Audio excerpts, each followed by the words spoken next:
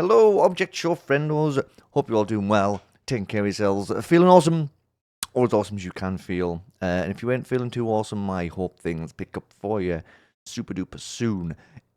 It's 2026. That's it. It's another new year. What the heck is going on? Don't know what the heck happened to 2025. It came, it went. But it was an amazing year. And it's all stuff I said in the last episode, really. It's been a heck of a ride since I started following all the OSC stuff. And yeah, one thing I forgot to talk about and show you all in the last episode, though, was my kiddos' ever-expanding object show collection. After Christmas, it just it grew exponentially. Yeah. So this includes there's bracelets there that kiddos' friends made. There's stickers we got when we went to the tour back in July. A whole stack load of plushies arrived just before Christmas, so the plushie collection grew quite a lot. And believe you me, there's more to come. So yeah, that's that's the object show collection that we've got going on in this house right now. Just a few things, just a few. A lot of stuff has happened over the last few days. So we need to go through that. And also, Ruby and myself did watch another show that we hadn't watched before. This is hopefully going to be something I can try and do more of this year. I really want to try and backtrack across some shows that we haven't covered here and I haven't watched yet. So hopefully I'm going to try and squeeze time in to do that amidst all of the other things that I have plans for. I was also trying to think of something fun to do when/if we get to 1,000 subscribers here. I can't really think of anything off the top of my head, but I am going to think about it. Maybe we could do something a little bit fun once we get there. Not sure. It was just something that ran through my head, but I haven't really, I guess, overthought it, which is weird for me, I know, because I overthink everything. But I haven't thought about this too much yet. But I will this month, I suppose. Just in case I can think of something fun.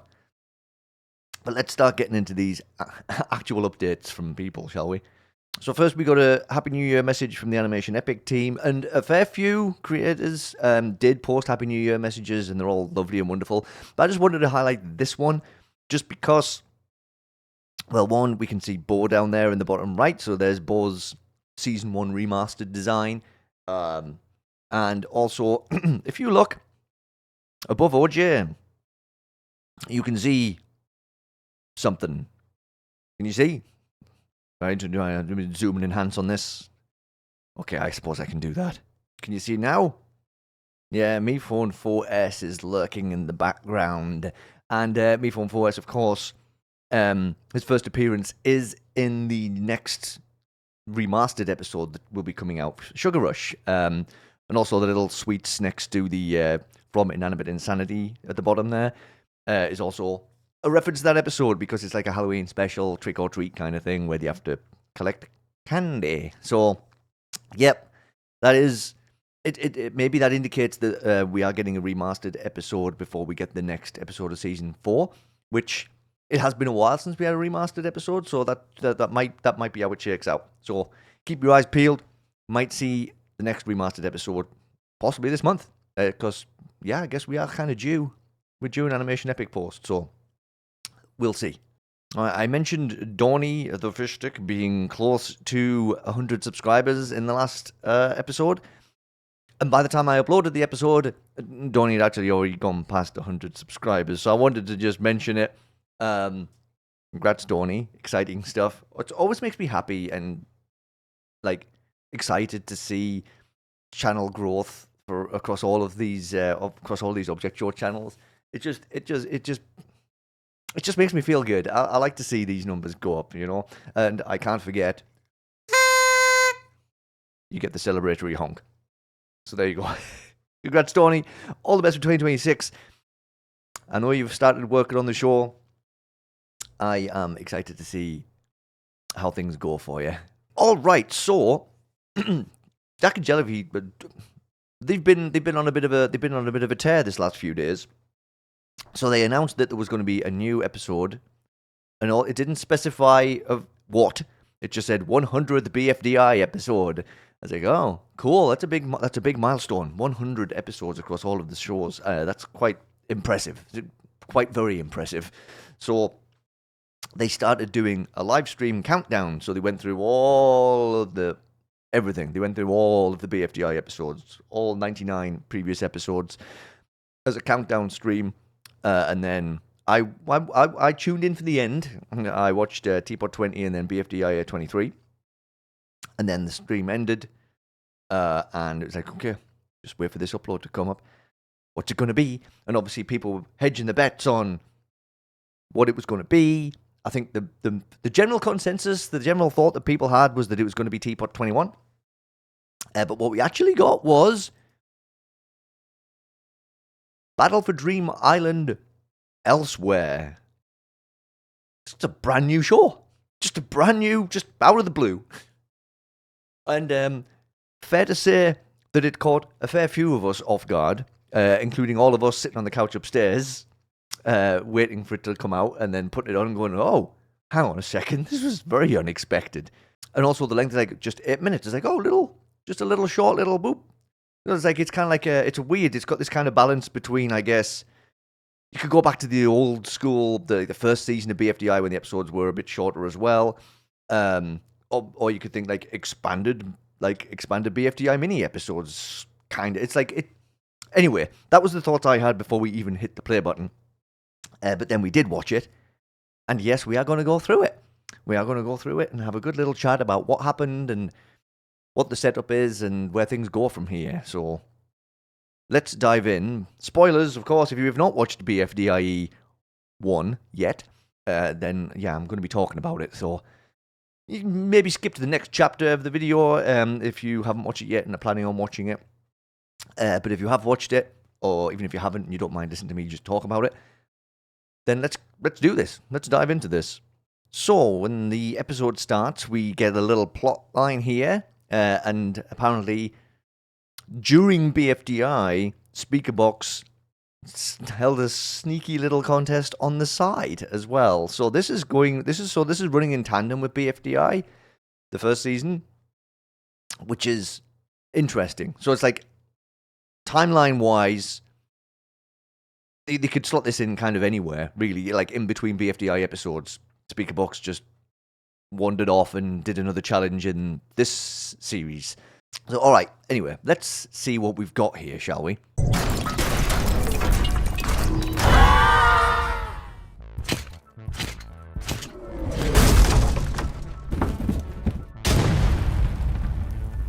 Sorry about your space thingy, Speakerbox. Oh, it's fine, Needy. I just haven't figured out how to land yet. Oh, so those are yours.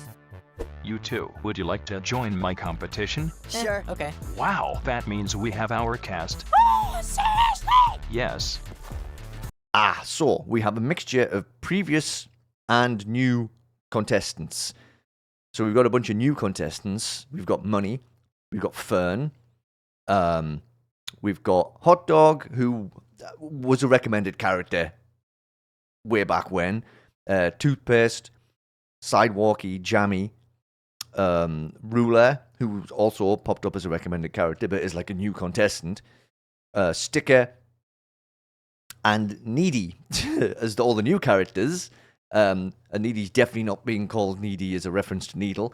We finally have a character who doesn't mind being called Needy. So that's kind of cool. And then we do have some familiar faces mixed in there as well. We've got David, classic character David. And we also have Beach Ball, who was one of my favorites in BFDI Mini Resort last year. And we also have Rose, who is a BFDI Mini veteran as well.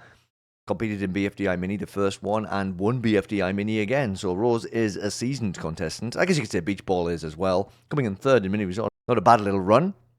So that's all the contestants. Now, what are they actually competing for? Announcer? That's kind of scary. Apparently, it's a square mile of wasteland with a 0-star hotel, a prison, no restaurants, and dangerous robots, and there was going to be more than that. But Sidewalky cuts announcer off to say, you know, I don't want that. But apparently the prize is that the winner gets to choose who gets trapped there and who doesn't. That seems kind of mean. That's. I don't like that. That makes me nervous and worried, especially after the look Sidewalkie gives to Jammy at this point.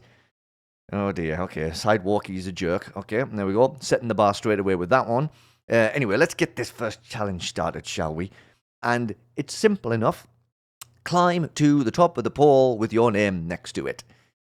Hey, wait a second. I think announcer's been watching other object shows. This one seems awfully familiar, doesn't it? It would be kind of funny if every episode of BFDIE references another object show. I mean, I'm not saying that this was definitely a reference to one or anything, but it would just be a kind of a nice little, you know, to celebrate the fact that they've been going for 100 episodes now, maybe just paying homage to all of the shows that kind of came after, would be kind of a fun little thing to mix into this season. If it is going to be, if it's going to be a short run season, because it feels like it, and we'll dive more into why it feels like it later on. But for now, the challenge. As we get started, Fern accidentally stands on Toothpaste's foot, and she reacts by ripping Fern's name from his paw and throwing it away. I mean, I'm sure the foot squishing did hurt, but it was an accident, Toothpaste. Jeez. Toothpaste then declares that they're enemies now, and I guess that's just the way it is. This is the kind of thing that just happens in object show contests. Someone just takes a disliking to someone, and then it just kind of sticks, doesn't it? Like Sidewalkie and Jammy as well. Sticker and Beach Ball bring up the trampoline they were both jumping on at the beginning of the episode to make the challenge easier for themselves, and they offer to help Rose out too. Unfortunately, Beach Ball gets bounced a bit too high by Sticker. The perils of being full of air. And Rose seems a bit unsure about taking the same route. But Sticker says that now Rose knows their secret. They have to do it. Luckily for her, she lands almost comfortably on the top of her pole. So Rose is wins the contest and is the first one safe. Sidewalkie, meanwhile, is having trouble climbing his pole, so decides, you know, he's going to sabotage somebody else so that he has time to think of a way up. So he slams David into the ground. Probably not a good idea. Okay, I've got time now to figure something out. David gets second. Oh, seriously? And David's safe. Rejoice, David fans. David is not going out first challenge. So Money's just about to make it to the top of her pole when she hears Hot Dog complaining about his pole. How many times am I going to say the word pole in this roundup? Somebody keep a pole counter for me. Anyway, she slides right back down and goes to see what's up. And I think I see Hot Dog's point here. Why is his pole so terrifyingly dangerous? Seems a tad unfair. Announcer, are you playing favourites? Nevertheless, Hot Dog does give it a try.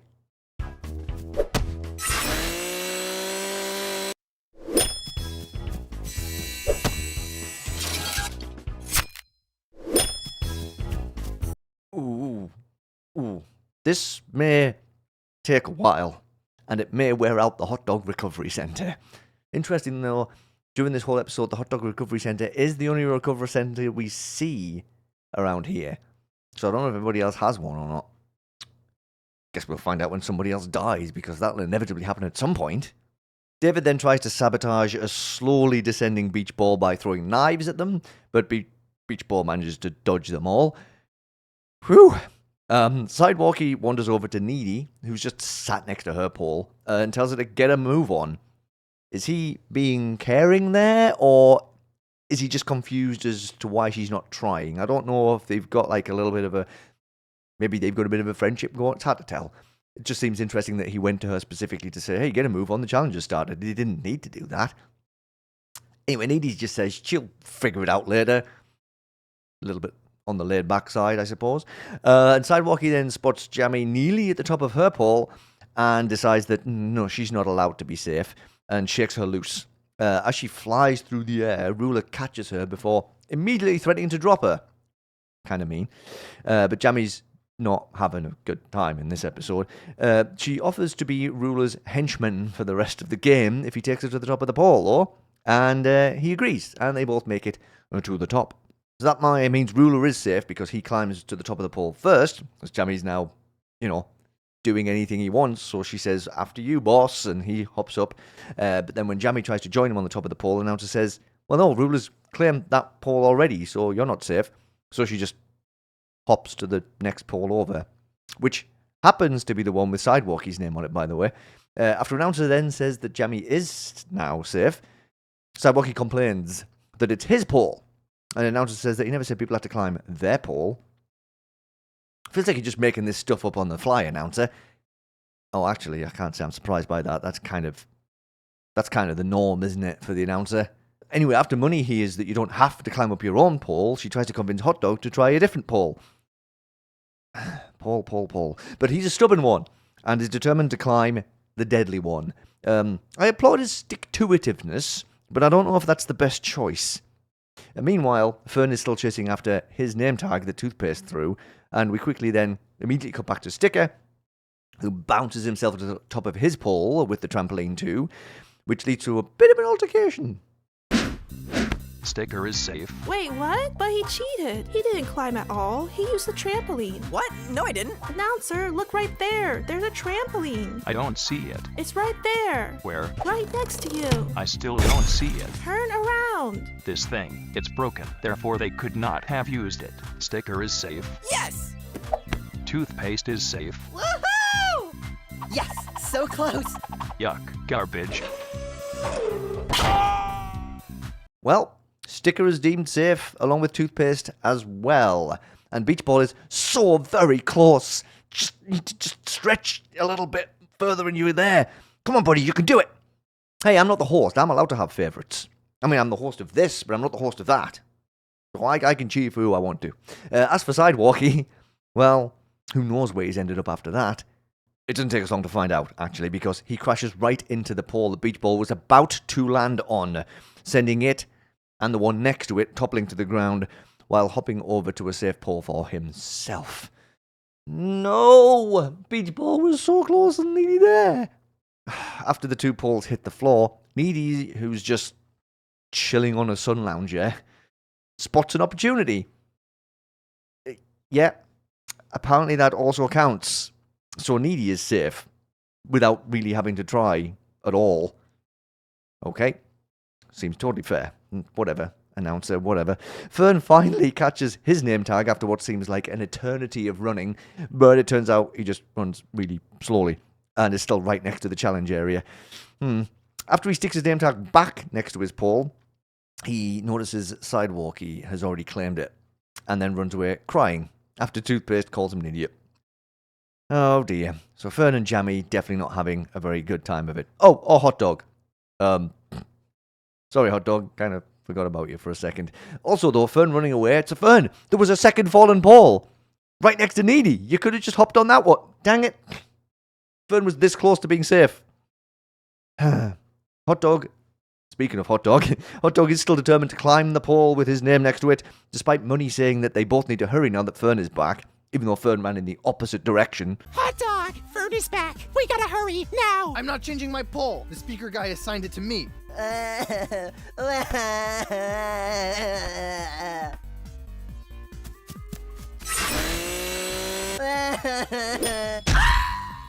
What the? Who was that? Beach Ball is safe. Only 2 safe spots remain. Oh shoot! Sorry, Hot Dog. Gotta do the challenge. What? Money is safe. Thanks a lot. Hey, watch it! You're my enemy, Fern. I'm gonna make sure you lose. Do. Oh, you just won't go, will you? Fern wins. Are you kidding?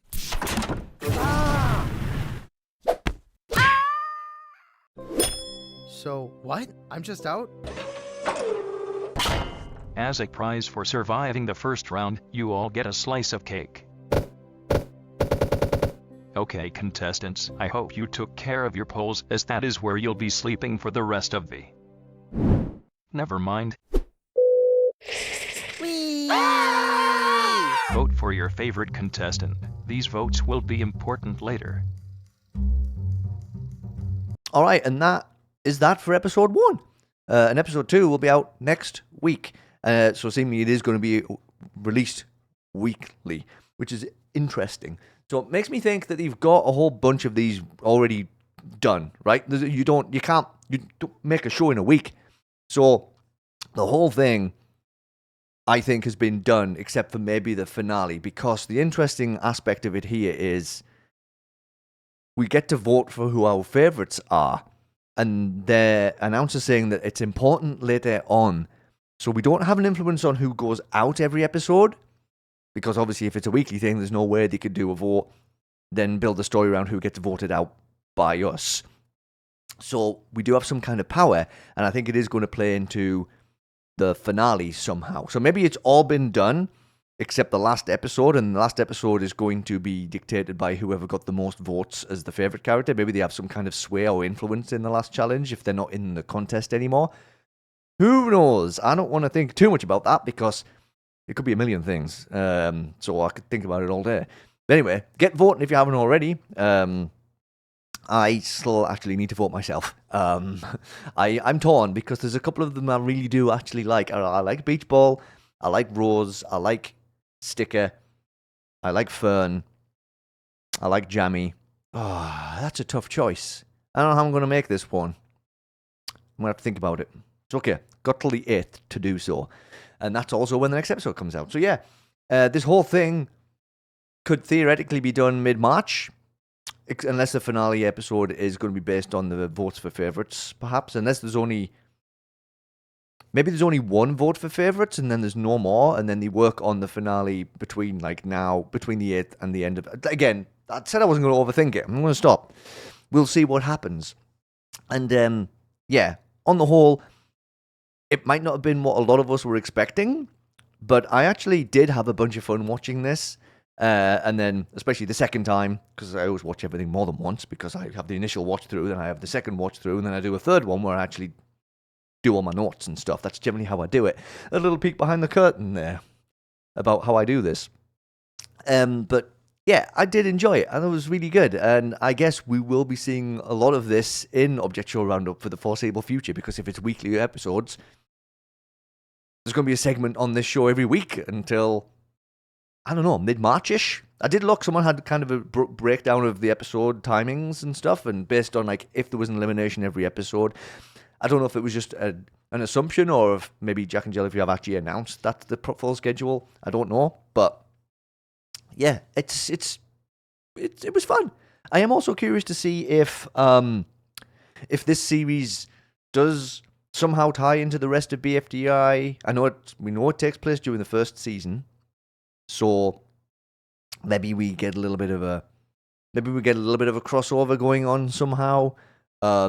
We do know TPOT 20 pencil did get sent back to the beginning of BFDI, so that there could be a little bit of a crossover there. Who knows? Again, regardless of what does happen, it's a nice little bonus series for us to enjoy. You know, I don't see anything wrong with that. People are going to have their opinions, and I know some people were pretty upset that we didn't get TPOT 21, but I just enjoy it. Just enjoy it for what it is. Just enjoy the content that you get. It was still a good bunch of fun characters, announcers back again. It's a nice little simple throwback to what the show used to be like. It's a nice little kind of, it's just a bit of fun. And funny enough, Jack and Jellyfish were not done with us with updates either, because not long after BFDIE premiered, we also got this announcement. We did get our TPOT 21 announcement. It's coming to theatres late January, and then presumably it'll be the same as the other theatre releases. Well, it'll be on YouTube the day after. So late January. Hey, we could get TPOT 21 on my birthday. my birthday at the back end of January as well. That'll be a fun little birthday week because there's already, for those of you who know, Markiplier has a horror movie coming out as well at the back end of this month, which I already have tickets to go and see. So it's like, oh, I could get TPOT 21 and Iron Lung in the same week. That'll be a really fun week. So anyway, yes, it is another theatre release as well. And it does feel like this might just become the standard. But maybe also BFDIE, with it being like the short form weekly release thing, maybe that's just as a kind of a, there's some stuff that's not in theaters, you know, that you can just watch straight away on YouTube. I don't know.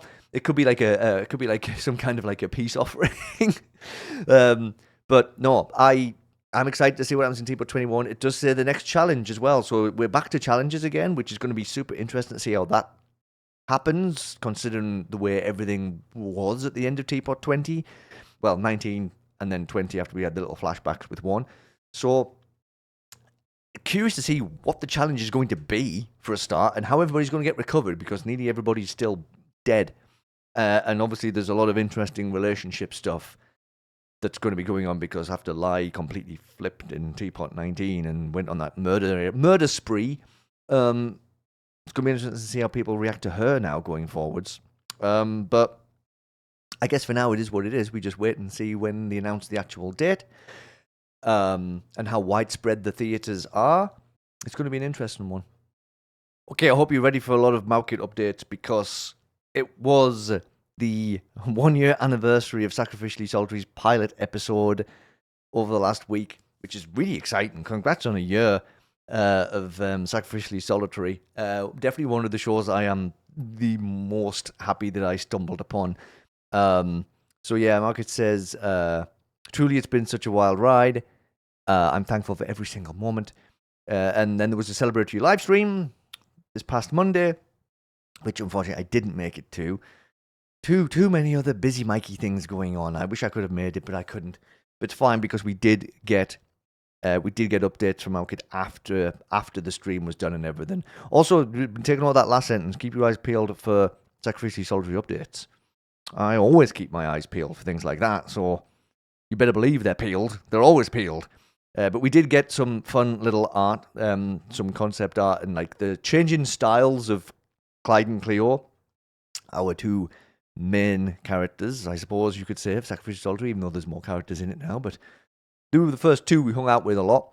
So we got some good old Clyde designs from back in the day, and slowly but surely becoming the Clyde that we know and love. I do. I love these character designs so much. You know, the older ones to the newer ones. It's such fun. I love seeing things like this. But don't worry, it wasn't just Clyde. We did get Cleo as well. Look at that. Look at that one on the left, though. That first. Oh wow! Could you imagine? Still cheeky as heck. That has not changed in any of the style designs. Cheeky, absolutely causing all of the trouble, all of the time. That's just Cleo in a nutshell, right there. And I wouldn't have it any other way. So yeah, it was really fun. There was also some links to presentations that maukitt and Hazes went through. So I will share those links and you can go through those. They're really, really interesting to go through. maukitt's story about how Sacrificially Solitary first got started as an idea, and then how it got shelved, and then how it came back again, and building the team, and just the strong connections that were made between everybody. And it's just really nice. It's just really nice to read, and his is really fun little hey, he's how I joined the team, and all this kind of stuff. It's really fun. So I'll put both of those links in the description. Highly recommend going through both of those, check them out, because they're really cool. maukitt actually spoiled us with some more Cleo stuff, by the way. Starting with the who the heck does he think he is? Trouble. Nothing but trouble is exactly what he is. The first image is my favorite by far, but to be honest, I like the expressions in all of these, and I love the it's like it's another reaction image. maukitt just keeps gifting us with reaction images to use. and I do need to start using them. I actually have some. I have a folder saved now, reaction images, and it's just sacrificially solitary stuff. But I haven't started utilizing them yet. But we've just been gifted another one, and to be honest, the bottom left one too is definitely it would be a good reaction image to use. Maukitt, thank you so much for sharing so much of your art with us. It's always joyous to me. I love it. I love it so much. Oh, all the best for 2026. Really, really, really looking forward to Sacrificially Solitary coming back. Oh, okay. And in the last episode, we mentioned that MsBonnieArt was up to something, with the only hint being 100. And Bonnie did have to make a point that did not even think about BFDI's 100th episode. It's not BFDI related. Just did a big post saying all of the things it wasn't. And it did come out yesterday. And it's this. It's 100 tips from 100 OSC creators. What a cool project. And Bonnie was spent so much time putting all of this together. And honestly, there are so many amazing people in this video giving so many different pieces of advice and tips on all aspects, really, of things. And like, you don't even have to be trying to break into OSC stuff. There's just really good tips for storyboarding, animating, how to keep yourself organized. It just covers a whole wide range of things, and it's just really, really cool. And everybody in it is so amazing. It's like, I really do recommend checking this video out. It's really, really, really good. It's 53 minutes long, but hey, my videos are always longer than that, so that's short in comparison. But yeah, definitely worth checking out if you're looking to start your own shop, if you're looking to even just get involved on a team, doing any of the stuff that needs to be done on shows. Definitely worth checking out, and I will pop a link to this video in the description as well. Awesome work, Bonnie, by the way. That's a whole bunch of work you put into that, and that's super impressive. And to pull together so many people, it's fantastic stuff. Okay, let's move on to another show that isn't new, but me and the kiddo watched together earlier this week. It is Out in the Open by Pikpilled. Yes, we got around to watching the first 2 episodes of that together, and as ever, I have gone through, I have scribbled my notes, and I have my thoughts ready to go on this one. So, as always, I will lead with the warning that there are spoilers ahead for episodes 1 and 2 of Out in the Open, if you haven't gone around to watching it yet, and you plan on watching it, and don't want to be spoiled of any of the plot points, then time to toddle on over to the next chapter of the video, and then maybe pop back afterwards, though, right? Once you've watched it. I always kind of forget to say that. But if you have watched it, or if you don't mind being spoiled for things, let's get dived on in. I've said that before in a video, and it makes no sense. Let's dive on in to Out in the Open, straight into episode 1, which is called Botched Siesta. So, we open in New York City. Funny how this is the second new show in a row that we've watched that takes place there, after watching Numbers a couple of weeks ago, which takes place in Central Park. Interesting, that. Anyway, let's meet our host and the contestants, shall we? Oh, wait, are we starting?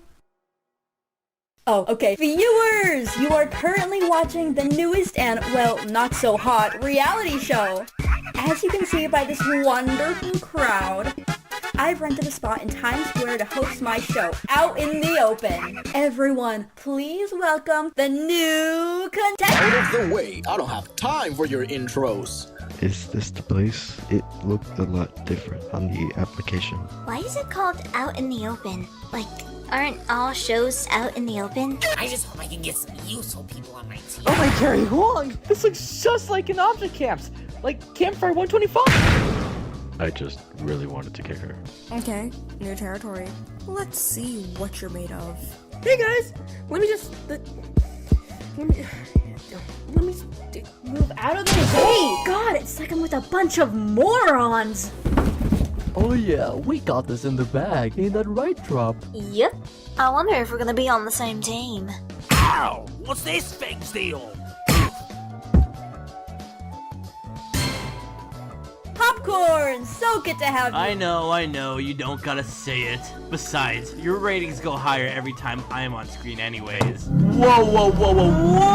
It is my time to shine once again. Have no fear, for I am Steve. Flipping great, man. 1, 2, 3, 4, 5, 6, 7.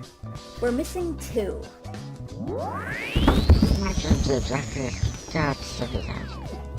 Oh, we're missing 1. Coconut, didn't you use it next to Sunday on the bus? What happened?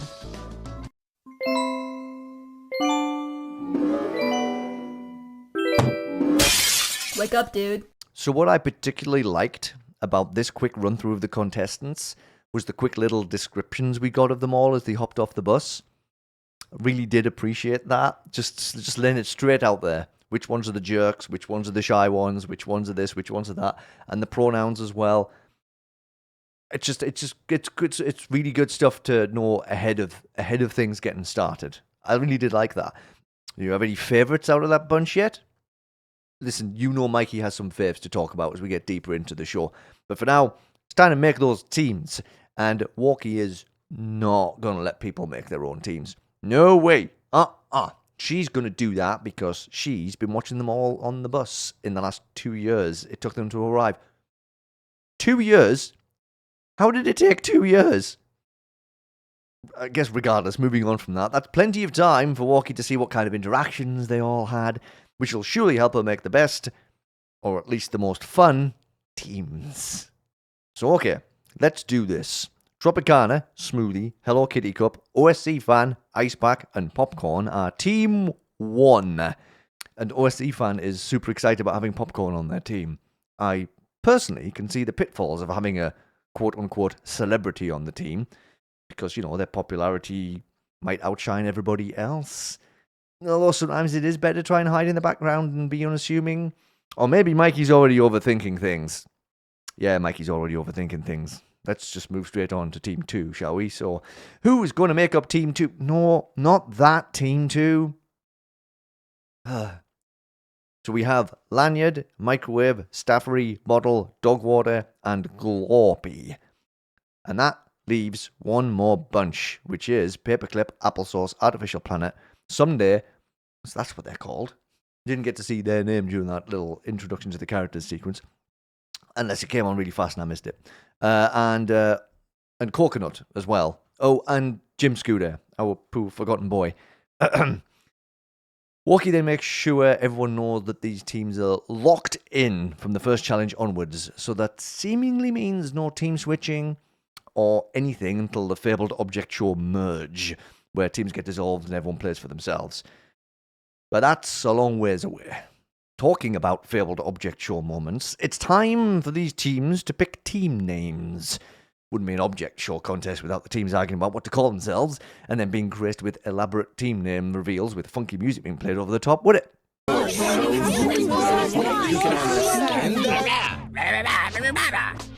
What? You are so stupid. Well, Glorpy, I happen to really like that name, even if I have no clue what it means. Over on Team 1, OSC Fan leads with a super unique name idea, the Squishy Cherries. Actually, that name seems kind of familiar. Can't quite put my finger on it, though. Popcorn then tries to get Team Popcorn going. There's always one member per team that seems to have a go at this, isn't there? There's always someone who's like, yeah, let's name the team after me because I'm the best and most important person here. Anyway, that doesn't pan out for him regardless. But Hello Kitty Cup chimes in with an idea. Since we're mostly girls, why don't we correlate our team name to that? Wait, but what would our team name be then?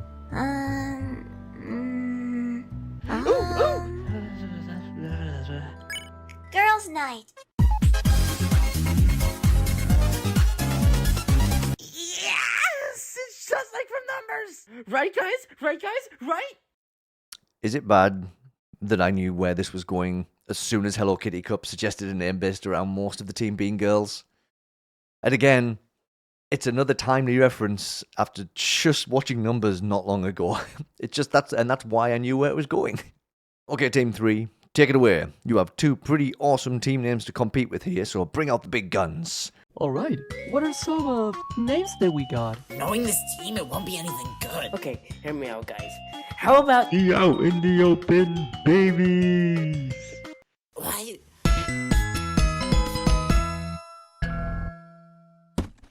Or maybe not. I do love how happy with themselves Artificial Planet is, though. Living their best team naming life over there. Walkie then reappears to confirm all of the team names. Oh, and Glorpy's name apparently means Glorpy's World. So we do have a team named after a team member. Well, there we go. It happened. And then it's intro time, featuring Tyler, the creator. It's a very funky intro. It's very fun, though it is classic kind of style with all the characters popping in and out. But I really wanted to highlight some of the screenshots, some of the little bits. There's some interesting things that pop up during this intro sequence really quickly. It's like, what is going on with these? There's such a juxtaposition between the rest of the colourful, bouncy atmosphere of everything else. And they also seem to include characters that we haven't seen, other than the one that looks like it's Walkie. Alright. Already seems like there's more than just an object show contest going on here. But they pop up so fast, but they do stand out because the screen is completely goes black, right, from all the colourful, vibrant rest of the intro. So they do stand out, but you've really got to you've got to hit that pause button to see them properly. But we can worry about that later. Because it's time for the first challenge. Take it away, Walkie. You're the host after all. Your first challenge is a bridge cross. It's simple. Just jump to each platform on your own until you reach the finish line. If you fall or go anywhere outside your team's path, you're out. The team with the least players crossed, or the last person to have all their players crossed, will be up for elimination. Any questions? Let's see. What if we fall down and, I don't know, die? Anyways, 3, 2, 1. Can you bring him back? No, lol. Go! Jim Scooter, why? I think we're going to find that this kind of behaviour is probably on brand for him. So, the challenge begins, and I'm sure there's lots of room for shenanigans and sabotage in this one. Paperclip decides to get things started by insulting everyone on its team, which Artificial Planet doesn't take kindly to, and they fling Paperclip into the, seemingly right up into the stratosphere. Good start there, Oito babies. You've got really awesome teamwork going on straight away. As Smoothie and Popcorn are hopping across the platforms, they both agree that some sabotage is needed. I knew it. I just knew it. And these two really do seem to fit the bill for shenanigans and sabotage. Popcorn grabs some of Smoothie's smoothie and throws it, and it lands right in the path of the lanyard, who gets stuck in it. Bottle sees this, and in a rage asks for something to throw. Microwave handily has some chicken inside of him, which Bottle launches and knocks Hello Kitty cup off. No! She didn't even do anything. I mean, yeah, it was people on her team that started it, but still, she was just happily bouncing along, and she was so jolly. Oh, I felt so bad. Back over to the Oito babies, and Applesauce has a plan. He asks Artificial Planet to do the same thing to him that they did to Paperclip, but just like a smidge gentler, just like a teensy little bit less violent. I mean, who needs to hop across platforms when you can just get thrown to the end? Pretty smart stuff. And it works too, making Applesauce the first contestant to make it over for his team. Applesauce then directs Artificial Planet to do the same thing for the rest of the team. Well, this should be a breeze for the Oito babies now, right? They should fly through this challenge.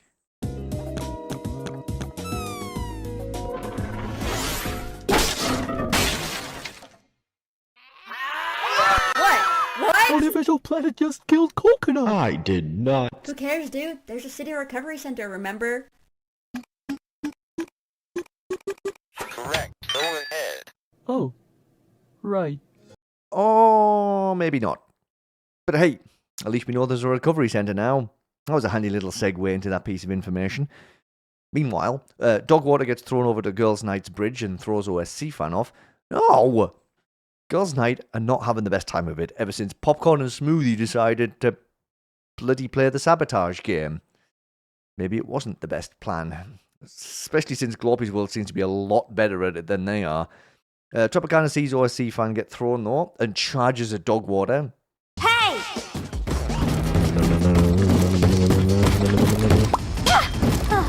Oh dear. What took you guys so long? This block of entertainment carries the weight of 1,000 suns. Jim Scooter? Where did you come from? I thought you were out. Well, I thought I was, but... Once I found out I was down there before the challenge even started, I wasn't really considered out. So I tried to find my own way up. Ooh, look, a contestant. Oh, you're not really a fave. Wait, what? Sorry. I am seriously concerned about how someone can throw that far. Hey guys, am really liking this voice changer. With 4 members crossing and 2 members out, the Oido babies are the first ones saved. That means there is only 1 spot left for these 2 teams. Oh dear. Things just got even worse for Girls' Night. And then even more worse now that the Oito babies are safe. Alright, time for this challenge to be settled. Popcorn tries to throw Ice Pack at Microwave but fails miserably, leading to Ice Pack being out of the challenge too. Why do you keep sacrificing your team members? Popcorn, there was a time and a place. And that wasn't the time or the place. It was the worst idea.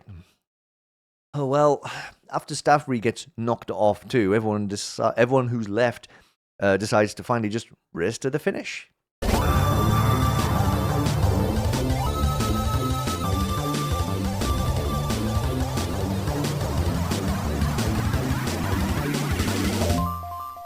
And that's that. Since Glorpies were... You know what? I'm just going to call you Team Glorp. Since Team Glorp was the second one to finish, that means Girls' Night loses. Ugh, great going, Tropicana. But, If it makes you feel any better, that guy pissed me off just as much.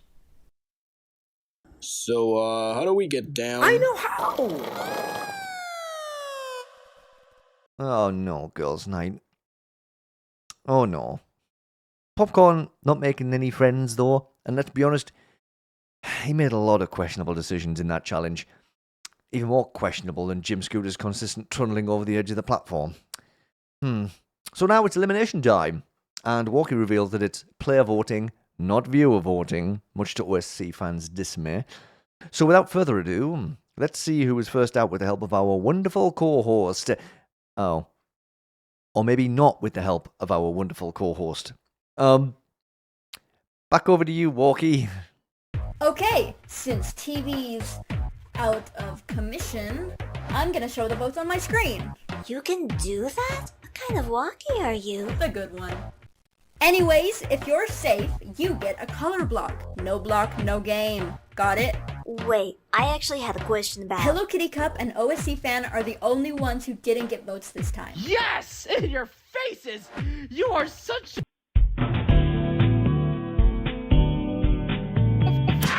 Hey, could you not throw a block at my face this time? With a singular vote, Ice Pack is also safe. I don't know why you were voted for. You didn't even do anything. Tropicana is also safe with 1 vote. I'm surprised, really. Now, it's down to Popcorn and Smoothie. What? But I'm cool. I literally led my team. Well, let's see who's out.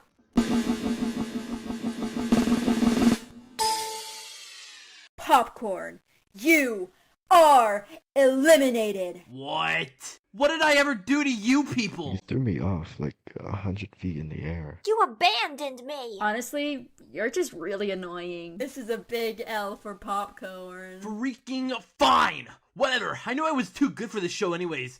Where's my ride home? When I get back, your ass is grass, Walkie. Okay, that was rude, number 1. Number 2, you're not getting a ride home, silly. What? You know what? I never liked any of you. What kind of stupid idea is a reality show anyways? In fact, I'm surprised Ash was even greenlit!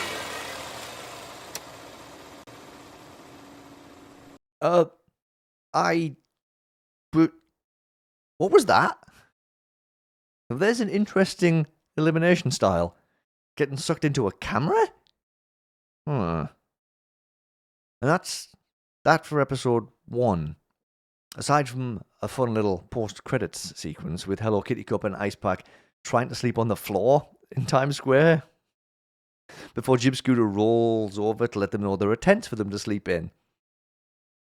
I'm getting Numbers vibes again there. When Tesla Coil and Rock Candy were taking turns sleeping on a bench, Supply comes to tell them that there are mats for everyone to sleep on.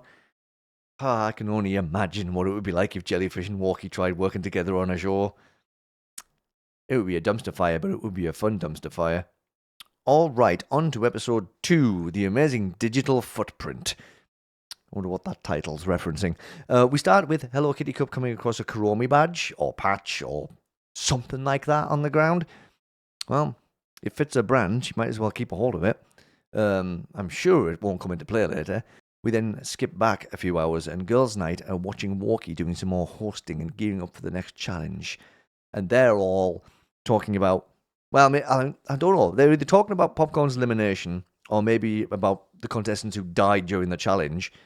I mean, I can only assume that's what they're talking about, because Smoothie talks about how it should be illegal, and Tropicana then goes on a bit of a tangent about how, oh, it's all just for the audience who don't really care about the well-being of the contestants. So I just put 2 and 2 together with my assumptions and hopefully didn't come up with potato. But speaking of those dead contestants, Walkie then reminds everyone to go and recover them. Although Applesauce mentions Hello Kitty Cup and Coconut and Hello Kitty Cup, but I saw her like last night. And Coconut never despawned. We are the 2 baby coconuts. Cherish our joy. Weird. Interesting little bit of in-universe lore there about characters despawning when they die.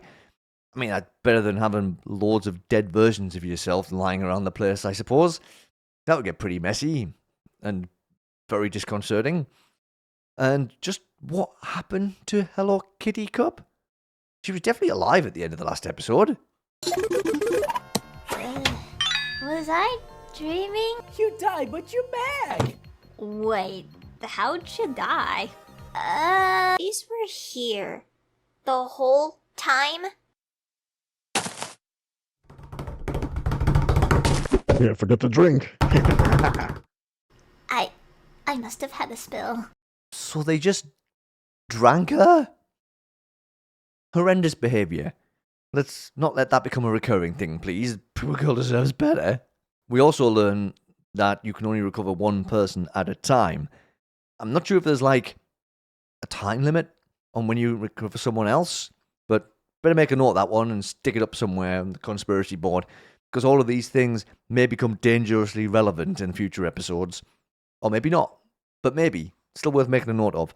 As Applesauce goes to recover Paperclip, the recovery center declares that Paperclip isn't dead, and then... What? But last challenge...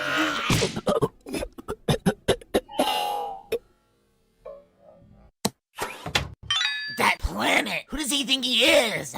When I get my hands on him, oh, it's not gonna be pretty. So we're not gonna recover him, right? That's not a fun way to go for either of them. Being choked on and presumably suffocating while being choked on. And Paperclip died again. Someone needs to carry it around or something. The floor's way too dangerous for Paperclip to be walking around on. Smoothie then sidles on over to Bottle and tries to strike up a deal to keep Bottle safe if there's a merge elimination, or even during post-merge. Bottle is skeptical, especially since Girls' Night lost the first challenge pretty miserably, but Smoothie brands her as a Girls' Night alternate anyway. I'm sure Bottle really, really super appreciates that. After Paperclip confronts Artificial Planet about their behaviour in the last episode, Walkie interrupts the conversation, and then after being told to go away, claims that there's too much negative energy, and decides that's because of her co-host still being kinda out of commission a little bit. Yeah, well, at least that gives Walkie a challenge idea. And how will we fix him? I think I know what this calls for. Challenge time! In today's challenge, well, I actually had something different planned for today's challenge.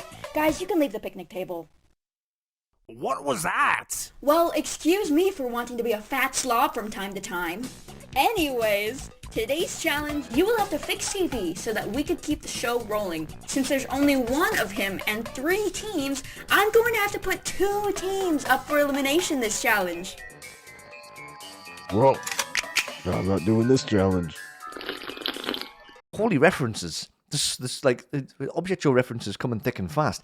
I wonder if Walkie leans into so many other object show references for a specific reason?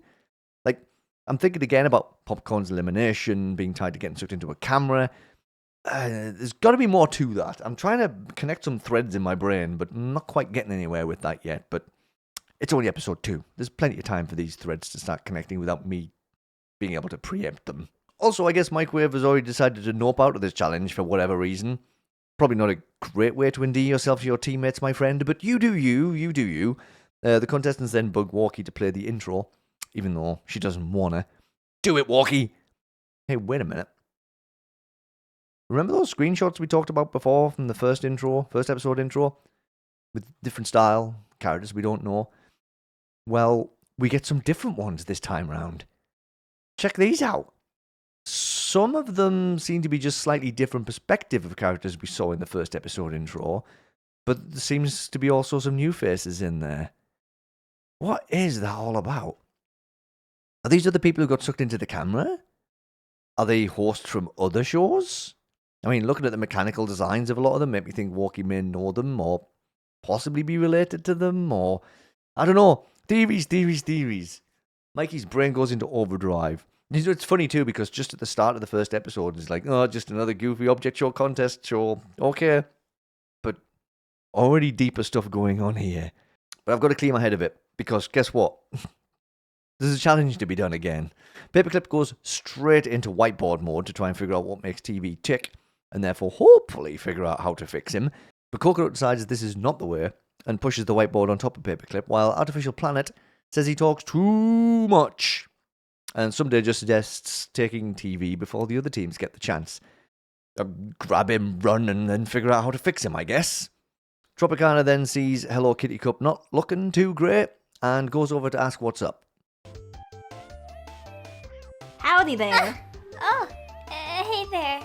Tropicana. You know, I've been looking, and you don't seem very well.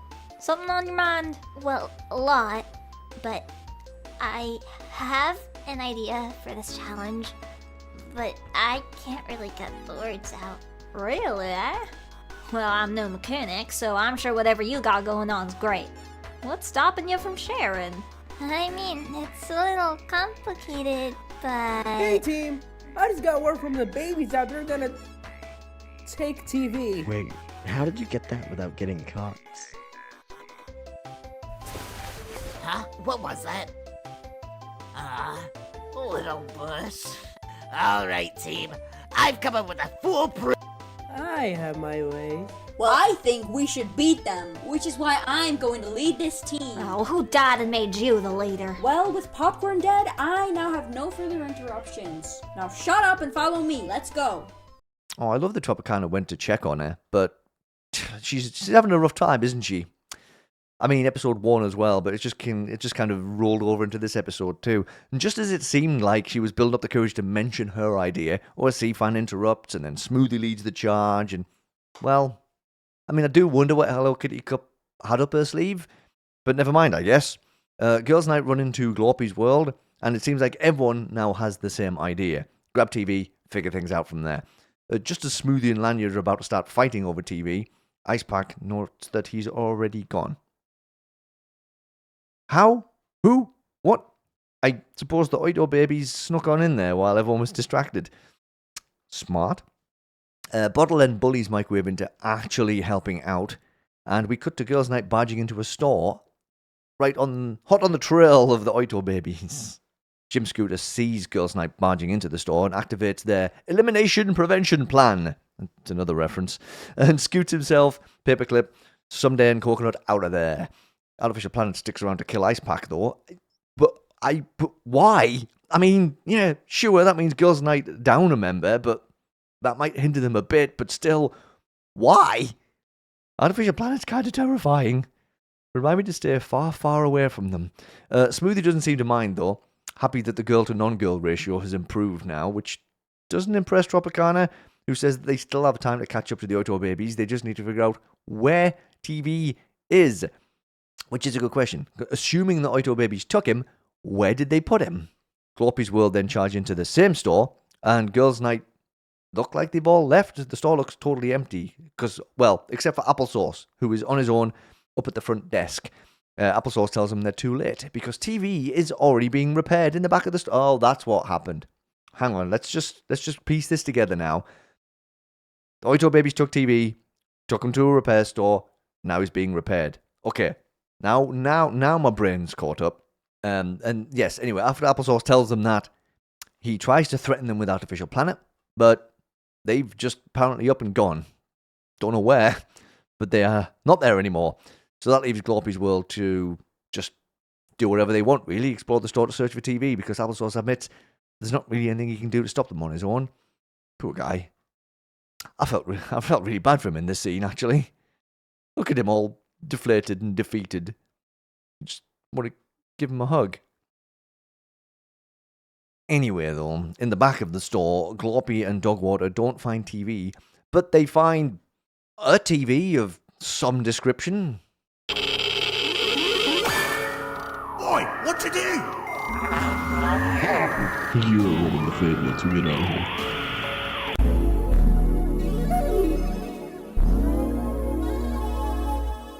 Whoa, that's pretty cool. Screw TV. We can just keep this thing right here. What? No, the challenge is to bring back TV. Besides, it's stupid anyway.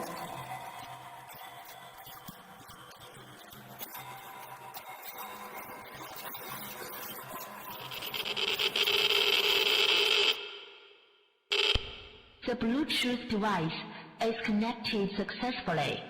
So, if we all die, it's Bottle's fault, right? What do I have to do with it? Oh. Well, I'm sure they'll all be fine.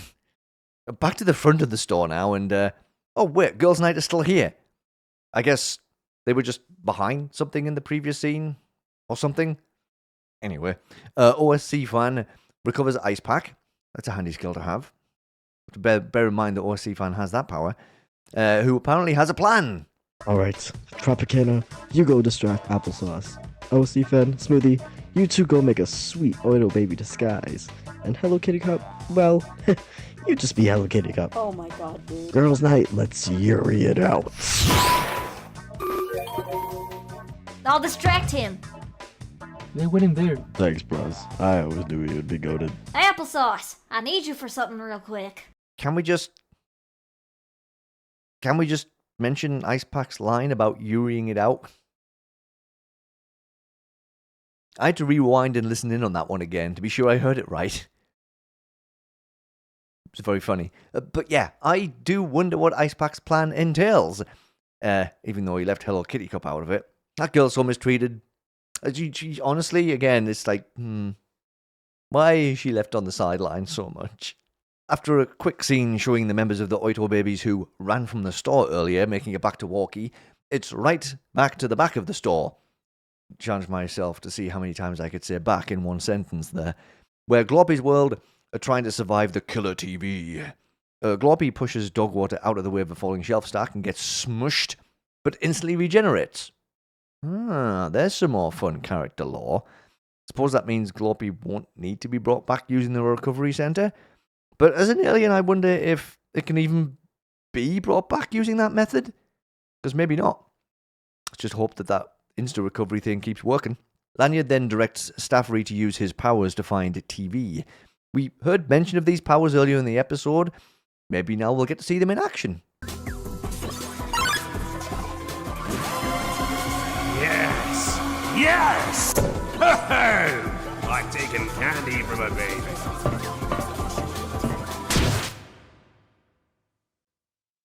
Is this your ball, kid? Well, like I said before, I'm sure they'll all be fine. Meanwhile, OSC fan has completed her amazing applesauce fan art. I mean, disguise. Oh, look, it's beautiful. Smoothie doesn't think so, however. But hey, she did her best, alright? They head back into the store, where the front desk employee tells them the TV is all fixed up. However, they now need to pay the astronomical repair bill. Luckily, OSC fan has some of Yellowface's blank slips of paper that you can just write a number on to make it money. Yep, chalk up another reference. Although, since this is OSC fan, we can't really act too surprised about it. With the bill paid, quote-unquote paid, it looks like girls' night are gonna make it.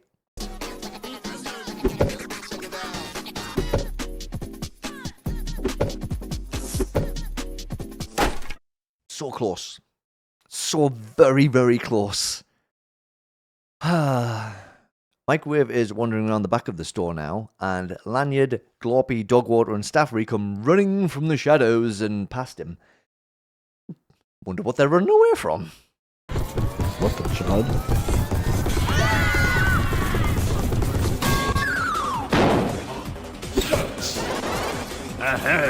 You think you've captured me now? But wait until you get a glimpse of my all-new technique! Bye-bye! Lanyard, look out! Huh? Wait a... What is this, some kind of pillar chase? Great going, Microwave. You made it even harder to get away from this thing. You are so Kevin, you know that bottle. TSPMO. I could be sitting out there playing Man the Game too, but the HUDs just needed me so bad. What are you even talking about? What the? Glorpy!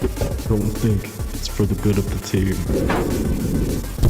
So much power. Wait, stop! This is not how you treat your highness! Put me down now! It hurts! Ah!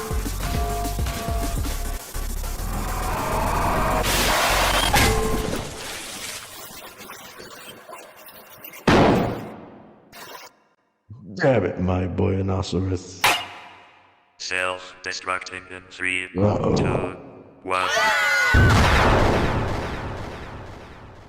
Ooh, it's been a while, but I think that's one for the dark counter. Staffery and Bottle were brutalized there, and Lanyard got the Me Phone X treatment. Another reference. Nasty stuff. Oof. And did everyone survive that explosion at the end?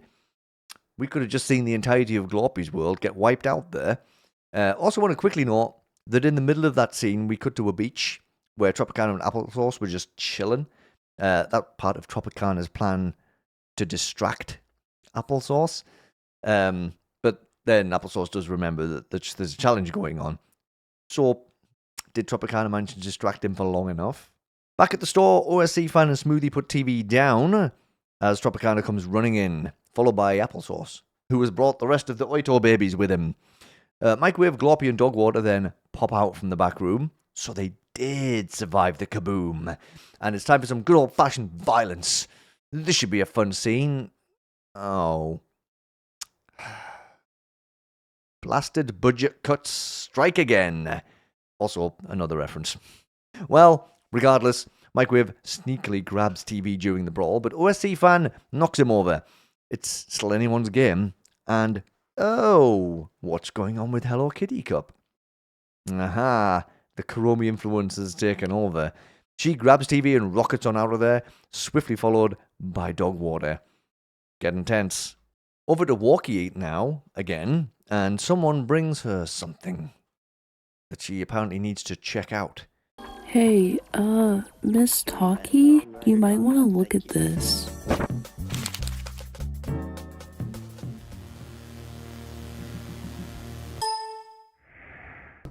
Oh hey, looks like it's neck and neck between Dogwater and Hello Kitty Cup.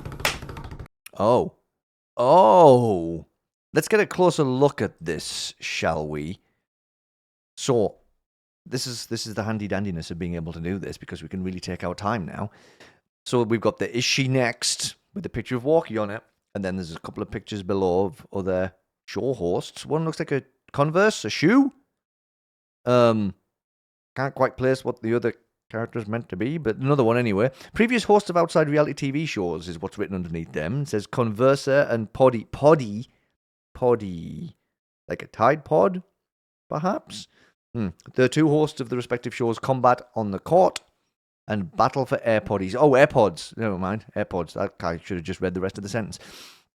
So interesting. There's a whole news story here that says, with the new release of Out in the Open, a reality show hosted in front of Times Square's red stairs, many will speculate what happens next. More importantly, what is going on with these hosts going missing?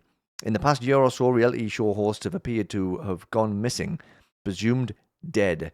These TV series only seem to last about 2 to 3 episodes before they stop airing on TV for good. Many have questioned where these hosts have gone, and it all leads to one answer. I don't know, try asking Objectshows Corporated. Okay. The founders, Ruby QB and Cowbox, have been taken in for questioning about these disappearances, but it all leads to null and void. The police have thought about warning Walkie Talkie, the host of Out in the Open, to cancel Out in the Open for good, but at this point, her loss. Great, another reference. On a better, more relevant note, Corn on the Cobject has just made a net worth of $100,000 with its latest episode.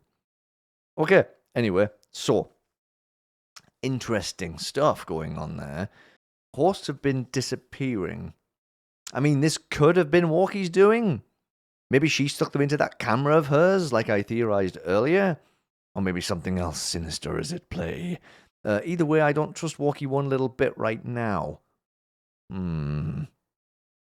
Anyway, Hello Kitty Cup and Dogwater are both zooming towards Walkie now, with Dogwater catching Hello Kitty Cup before they briefly tangle with each other, and Dogwater does a little bubble pop trick again from the first episode.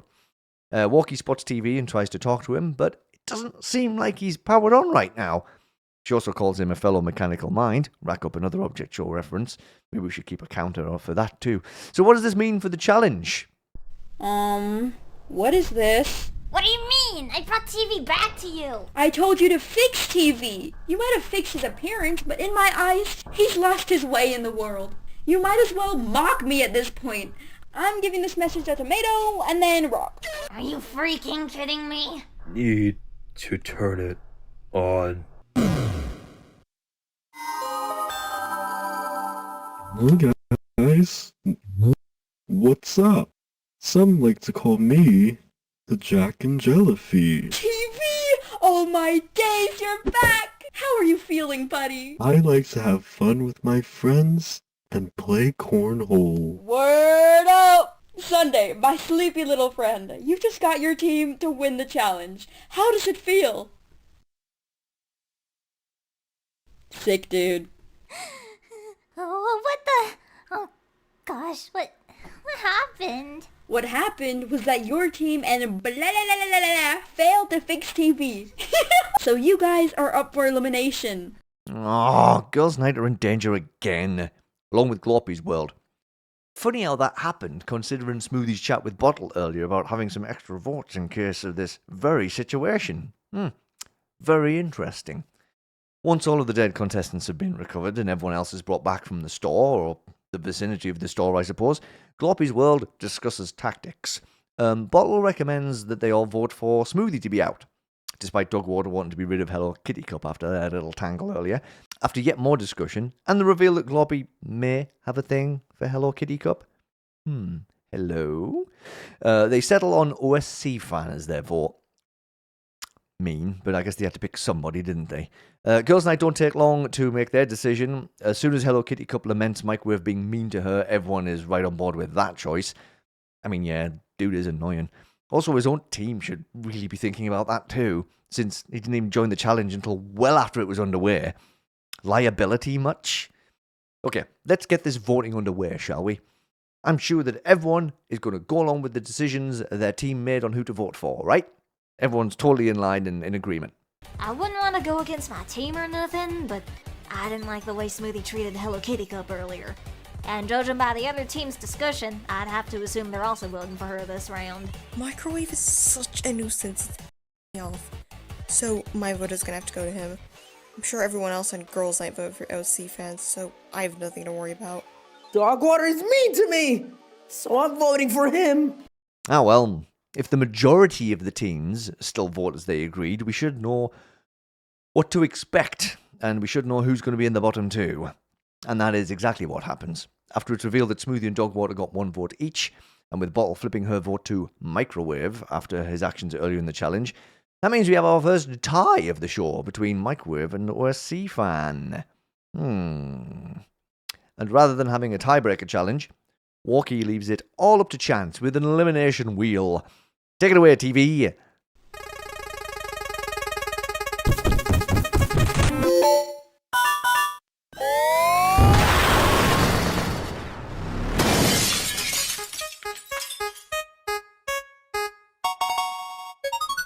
Well, that was unexpected. Did someone leave that in him? That was scary. I guess OSC Fan is safe for now. Yeah! I don't think a microwave's in the right state to have the iconic Oido elimination tactic used on him. I'll recover him later and do it on my own time, I guess. Elimination tactic? Well, see you later, Microwave. And if you're wondering what it said on TV's screen, here you go. This is what the deal was. If you remember, in the episode, Microwave was chilling, had sunglasses on, Bottle came over and basically slapped him and forced him to join, help out. The glasses got slapped inside of him. So that's what the warning is here. Flammable object inserted in the microwave, commenced implosion, explosion. Warning, warning, warning, warning, warning. Could end horribly, theoretically. 98% sure this kills you. Don't do it. But it's already happening. So you're cooked. So that's what happened. That's why Microwave went kaboomies. That's pretty much that. With Walkie saying that she'll do the proper elimination later on after he gets recovered. Seems kind of mean. Gets recovered and then immediately gets sucked into the camera. Well, it is what it is, I guess. And that is pretty much it for the episode, apart from a super lore-filled post-credits sequence.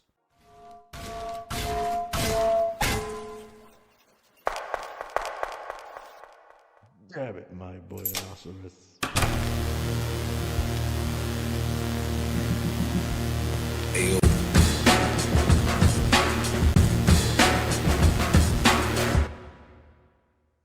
Who is that? And what are they up to with all of these mechanical parts? Also, did you spot the background shot? They look suspiciously like two of the characters we saw hidden in the intro sequence, don't you think? Are they potentially some other missing hosts? Because we saw two on the newspaper cover, but one of them was a shoe, so not really mechanical, you know what I mean? I don't know. There's a lot going on now here. It seems like there's two different story threads going on. There's whatever this person is up to with these dead people and their spare parts. But wait, no, I thought you despawned when you died. Okay, I'm even more confused. Oh my word. Anyway, I do not fully take back my theory about Walkie being the culprit of the missing hosts. But now I am wondering what's going on with whoever this is and what are they doing. You know, they used Stafford's head for something clearly there. So, I don't know.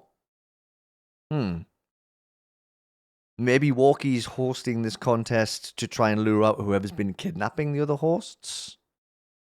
Or something along those lines? Do you know what? I'm just excited to see what happens going forwards either way. And I could theorize all day and all night, but I will not. It was just a really fun time.